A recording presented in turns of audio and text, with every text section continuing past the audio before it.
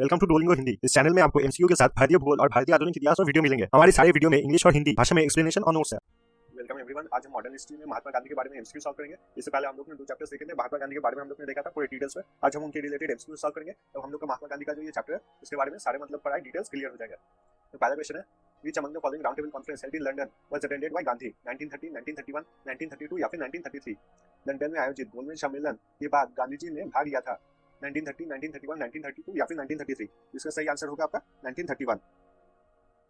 तो अगर गोलमेज सम्मेलन की बात की जाए तो टोटल में 3 राउंड टेबल कॉन्फ्रेंसेस हुए थे और सेकंड राउंड टेबल कॉन्फ्रेंस में गांधी जी ने पार्टिसिपेट किया था आफ्टर द 1931 में सेकंड राउंड टेबल कॉन्फ्रेंस में गांधी जी अटेंड किए थे after the Gandhi Irwin pact. और अगर पूछा जाए कि तीनों राउंड टेबल कॉन्फ्रेंस किसने अटेंड किया था, तो तीनों राउंड टेबल कॉन्फ्रेंस अटेंड किया था डॉक्टर बी आर अम्बेडकर ने। तो महात्मा गांधी की बात की जाए तो सिर्फ एक राउंड टेबल कॉन्फ्रेंस अटेंड किया था उन्होंने, वो था आपका सेकंड राउंड टेबल कॉन्फ्रेंस जो हुआ था आपके 1931 में। और इसमें क्यों किया था उन्होंने, क्योंकि हुआ था आपका गांधी इरविन पैक्ट। अगला क्वेश्चन देखते हैं, quit India movement started in 1937, 1941, 1942 या फिर 1945? भारत छोड़ो आंदोलन शुरू हुआ 1937, 1941, 1942 या फिर 1945? तो इसका सही आंसर होगा 1942। ये ऑप्शन सी होगा आपका सही आंसर 1942। और ये क्विट इंडिया मूवमेंट कब स्टार्ट हुआ था? ये स्टार्ट हुआ था after the failure of the trips mission. Trips mission में क्या था, इंडिया को डोमिनेंट स्टेटस देने के लिए बोला जा रहा था, बट इस चीज में मुस्लिम लीग जो थी उन्होंने मना कर दिया, क्योंकि मुस्लिम लीग को अपना एक अलग कंट्री चाहिए था पाकिस्तान, और मुस्लिम लीग को ये नहीं मिल रहा था। इस मिशन में सिर्फ यही था कि इंडिया के अगर मेजर जो पॉलिटिकल पार्टीज है, जो कांग्रेस और मुस्लिम लीग है, अगर दोनों मान जाए तो इंडिया को डोमिनेंट स्टेटस दिया जा सकता है। पर मुस्लिम लीग ने उस ट्रिप्स मिशन पे चीजें नहीं मानी और ट्रिप्स मिशन पे बोला कि उनको अपना एक अलग कंट्री चाहिए पाकिस्तान, और वहां पर वो डोमिनेंट स्टेटस चाहते थे। ट्रिप्स मिशन ने वापस चले गए इंग्लैंड में और ट्रिप्स मिशन एक फेलियर बन गया। तो अगला क्वेश्चन देखते हैं, who describe the Cripps proposal as a post dated cheque on a crashing bank? Option A Gandhi, option B Subhash Bose, option C Jawaharlal Nehru या ऑप्शन डी वल्लभ भाई पटेल? इसमें सही आंसर होगा गांधी। ये क्रशिंग बैंक, यहाँ पर क्रशिंग बैंक वो ब्रिटिश को बोल रहे थे। यहाँ पर जो ब्रिटिश प्रपोजल आया था ये ट्रिप्स मिशन में जैसा कि मैंने बताया था कि वो डोमिनेंट स्टेटस देना चाहते थे, पर गांधी जी ये बता रहे थे कि इंग्लैंड का खुद अभी ठीक नहीं है कि इंग्लैंड रहेगा कि नहीं, क्योंकि सेकंड वर्ल्ड वॉर में हो सकता था कि वो हार जाए और जापान उन पर अटैक कर ले, इसलिए ब्रिटिश को यहाँ पर क्रशिंग बैंक बोला जाता था। और ट्रिप्स का जो मिशन था, प्रपोजल था, उसे पोस्ट डेटेड चेक, मतलब ऐसा एक प्रपोजल जिसका कोई फायदा नहीं है। अगला क्वेश्चन देखते हैं, Gandhi return Kesari Hind medal after Jallianwala Bagh massacre, Rowlatt Act, Chauri Chaura incident या फिर British refusal to do justice to Turkey? Gandhi ji ने केसरी हिंद पद को लौटाया। Option A Jallianwala Bagh massacre, option B Rowlatt Act, option C Chauri Chaura incident या फिर option D British refusal to do justice to Turkey? आपका सही आंसर होगा option A Jallianwala Bagh massacre.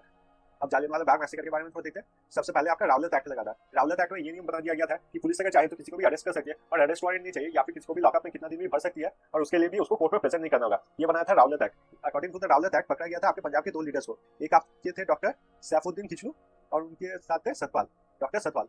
इन दोनों को जब पकड़ा गया था, इन दोनों को पकड़ने के खिलाफ प्रोटेस्ट स्टार्ट हो गया, और प्रोटेस्ट के टाइम जालियनवाला बाग बोल के एक जगह है पंजाब में, वहां पर प्रोटेस्ट अरेंज किया गया था। वो बैसाखी का दिन था और जालियनवाला बाग में प्रोटेस्टर्स एक साथ गैदर हुए थे। ये पूरी तरीके से नॉन वायलेंट प्रोटेस्ट था, और जो प्रोटेस्ट था उसमें बच्चे भी थे और बूढ़े भी थे। तो जालियनवाला बाग अगर आप देखेंगे तो जालियनवाला बाग में छोटा छोटा गेट है चारों तरफ, तो उन सारे गेट को ब्रिटिश जनरल डायर ने बंद करवा दिया था और सिर्फ एक गेट को खुला रखा था। उस गेट से उन्होंने अपनी आर्मी को अंदर जाने दिया और उन पे फायर ओपन करने के लिए ऑर्डर दे दिए कि जो निहत्थे लोग हैं, निहत्थे लोगों के ऊपर फायर ओपन करने के लिए ऑर्डर दे दिया था। और वही हुआ था जालियनवाला बाग, जिसमें हजारों की संख्या में बूढ़े बच्चे वहां पर मारे गए थे।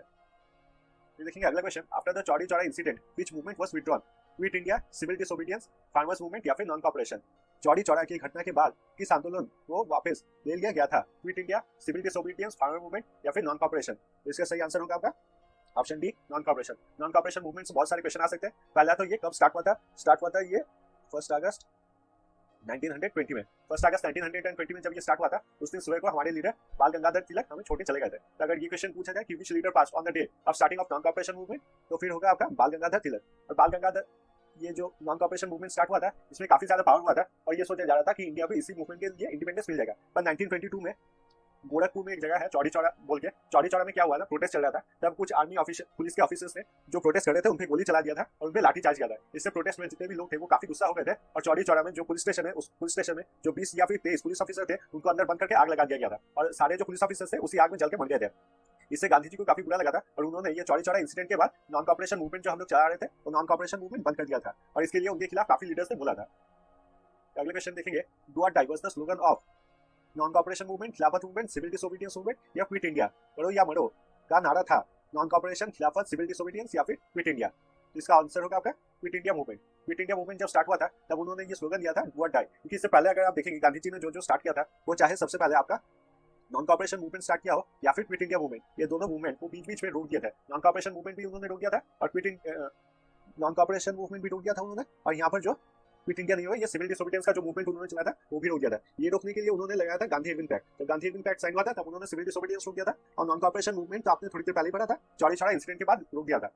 तो ज्यादातर जो इंडियन नेशनलिस्ट है वो गांधी जी पे ज्यादा भरोसा नहीं करते थे, इसलिए क्विट इंडिया मूवमेंट जब उन्होंने अनाउंस किया था तब उन्होंने बोला था वो ब्रिटिश के साथ कोई भी बात नहीं करेंगे और क्विट इंडिया मूवमेंट कभी भी नहीं रोका जाएगा। इसलिए उन्होंने ये बोला था ये करो या मरो का सिचुएशन आ गया, ये मूवमेंट कभी भी नहीं रुकेगा और गांधी जी ये मूवमेंट कभी भी नहीं रोकेंगे। फिर आता था famous Dandi march started in March 1930, April 1930, May 1931 या फिर जून 1931। प्रसिद्ध गांधी मार्च की शुरुआत हुई मार्च 1930, अप्रैल 1930, मई 1931 या फिर जून 1931। तो ये गांधी मार्च स्टार्ट हुआ था आपका मार्च 1930 को। अब इस बात से याद रख सकते हैं कि मार्च स्टार्ट हुआ था मार्च के महीने को, मार्च 1930। फिर आता है Dandi march of 1930 began from Ahmedabad, Rajkot, Baroda या फिर भवनगर। 1930 का दांडी मार्च शुरू हुआ अहमदाबाद, राजकोट, बड़ौदा या फिर भवनगर।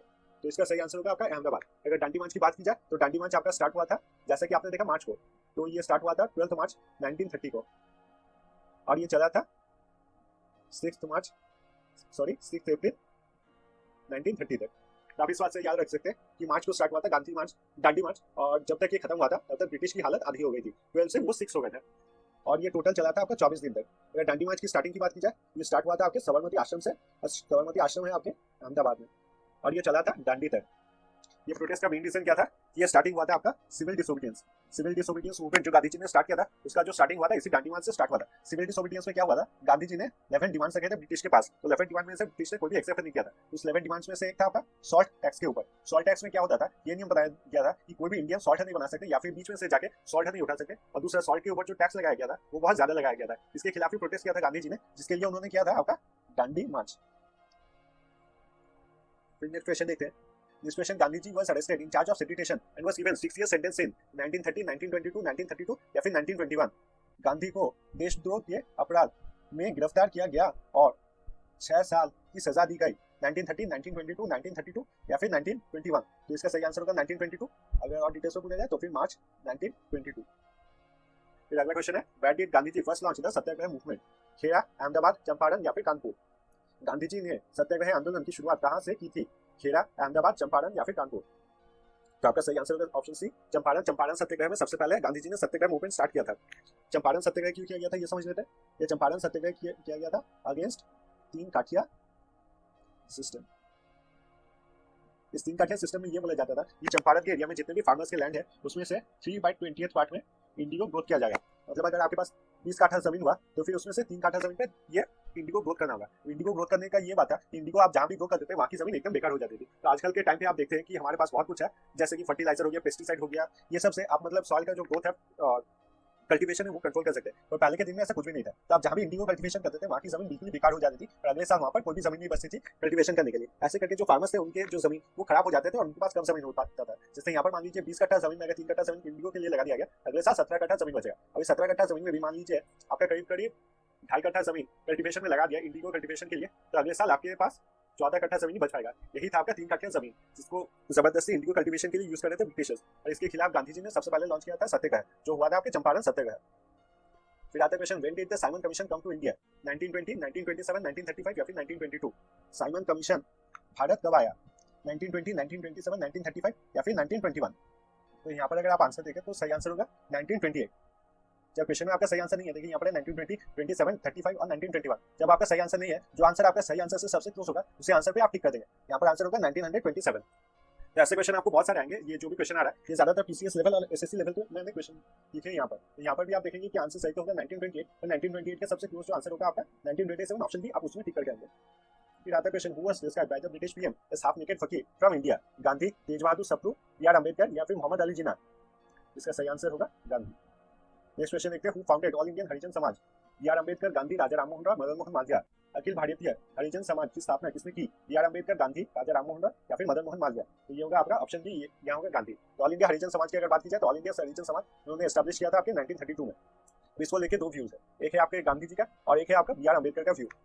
गांधी जी ये मानते थे कि देश में हम अंग्रेजों के खिलाफ लड़ने से पहले, बाहर के कोई भी पावर के खिलाफ लड़ने से पहले हम लोग को अंदर का जो शैतान है उसको मारना पड़ेगा। अंदर के शैतान से उनका मतलब था हम लोग ये जो कास्ट देखते हैं, ऊंच नीच देखते हैं, अनटचेबिलिटी, ये सब हम लोग को सबसे पहले क्लियर करना होगा, तभी हम लोग बाहर की ताकत से लड़ पाते हैं। इसलिए उन्होंने ये बनाया था ऑल इंडिया हरिजन समाज। यार अम्बेडकर की सोच ये थी कि गांधी जी ने सिर्फ ये सब इसलिए बनाया ताकि जो हरिजन समाज के लोग हैं वो कांग्रेस को सपोर्ट करें, और हरिजन का जो सारे लोग हैं उनके पॉपुलेशन इतना ज्यादा है और वो सभी अगर कांग्रेस में जाके मिल गए तो फिर कांग्रेस पॉलिटिकल पार्टी जो थी उसकी पावर बहुत बढ़ जाती, और इसलिए गांधी जी ने सिर्फ ये बनाया था ऑल इंडिया हरिजन समाज। फिर आता है Champaran movement was for the security of rights of Harijan, B civil disobedience movement, C maintaining the unity of Hindu society, या फिर D solving the problem of indigo workers. Champaran आंदोलन के लिए था the security of rights of Harijan, B civil disobedience movement, C maintaining the unity of Hindu society, या फिर D solving the problem of indigo workers.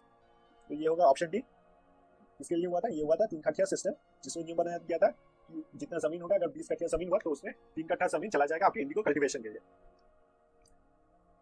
ये देखते हैं अगला question, when was the non corporation movement called off, 11 फरवरी 1922, 20 फरवरी 1922, 19 फरवरी 1922, या फिर 28 फरवरी 1922। असहयोग आंदोलन की कब बंद किया गया था, 11 फरवरी 1922, 20 फरवरी 1922, 19 फरवरी 1922, या फिर 28 फरवरी 1922। इसका सही आंसर होगा आपका 11 फरवरी 1922। ये क्यों बंद किया गया था, ये बंद किया गया था आपके चौरी चौरा इंसिडेंट। ये चौरी चौरा इंसिडेंट में जब गांधी जी ने ये बंद किया गया था उसमें भी आपके 2 व्यूज है, एक है आपके गांधी जी के सपोर्टर और दूसरा जो रेवोल्यूशन लीडर्स है उनका सोच। तो अगर गांधी जी की सोच की बात की जाए तो गांधी जी ने ये बताया था कि ये जो मूवमेंट हो रहा वो अगर चौरी चौरा इंसिडेंट हुआ, अब चौरी चौरा इंसिडेंट में वायलेंस यूज किया गया था, तो ये पूरा जो होता है डिफॉल्ट होता है ब्रिटिशर्स के खिलाफ जो नॉन वायलेंट तरीके से चल जाता है वो पूरे तरीके से वायलेंट हो जाता है, और जैसे ही वायलेंट हो जाता है तब गवर्नमेंट को परमिशन मिल जाता है कि वो इस रिवोल्ट को रोक पाए, या फिर जो प्रोटेस्ट हो रहा है उनको खिलाफ रोक पाए, जेल में भर के या फिर उन पर लाठीचार्ज और अटैक करके या फिर उन पर फायर करके, क्योंकि वो रिवोल्ट वायलेंट हो चुका था। इसलिए गांधी जी नहीं चाहते थे कि किसी भी इंडियंस को कोई भी हार्म पहुंचे, इसलिए गांधी जी ने ये रोक दिया था। अगर रेवोल्यूशन लीडर्स की बात की जाए तो रेवोल्यूशन लीडर्स ने ये बताया था कि अगर नॉन कॉर्पोरेशन मूवमेंट की बात की जाए तो नॉन कॉर्पोरेशन मूवमेंट स्टार्ट हुआ था ठीक जालियनवाला बाग इंसिडेंट के बाद, और जालियनवाला बाग इंसिडेंट के बाद पूरे इंडिया को पता चल गया था कि ब्रिटिश कितने क्रूर है और ब्रिटिश को हटाना ही होगा। इसके लिए पूरे इंडिया एक साथ मिल गया था और नॉन कॉर्पोरेशन मूवमेंट काफी स्ट्रॉन्ग तरीके से चलने लगा था। इसलिए ब्रिटिशर्स चाहती थी किसी भी तरीके से नॉन कॉर्पोरेशन मूवमेंट को रोका जाए, इसलिए उन्होंने गांधी जी और कांग्रेस से ये बताया कि अगर वो नॉन कॉर्पोरेशन मूवमेंट रोकने में ब्रिटिश की मदद करेंगे तो कांग्रेस को ब्रिटिशर्स हमेशा मदद करते रहेंगे, और उन पर अगर कोई भी रिवोल्ट करेंगे या फिर कोई भी प्रोटेस्ट करेंगे तो ब्रिटिशर्स उनकी बात सुनेंगे। इसलिए आपका ये जो नॉन कॉर्पोरेशन मूवमेंट था ये रोक दिया गया था। ये एक तरफ था गांधी जी का व्यू और एक तरफ था रिवोल्यूशनरीज का व्यू। फिर आते हैं आज के लास्ट क्वेश्चन में, which movement of Gandhi ji joined with Khilafat movement, civil disobedience movement, non corporation movement, Quit India movement, या फिर अगेंस्ट इंडिगो कल्टीवेशन।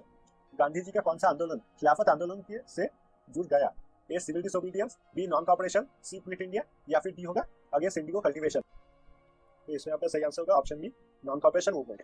तो आज के वीडियो के लिए बस इतना ही, और अगर आपको अच्छा लगा तो काइंडली वीडियो को लाइक कीजिए, शेयर कीजिए और चैनल को सब्सक्राइब कीजिए। मिलेंगे अगले वीडियो में।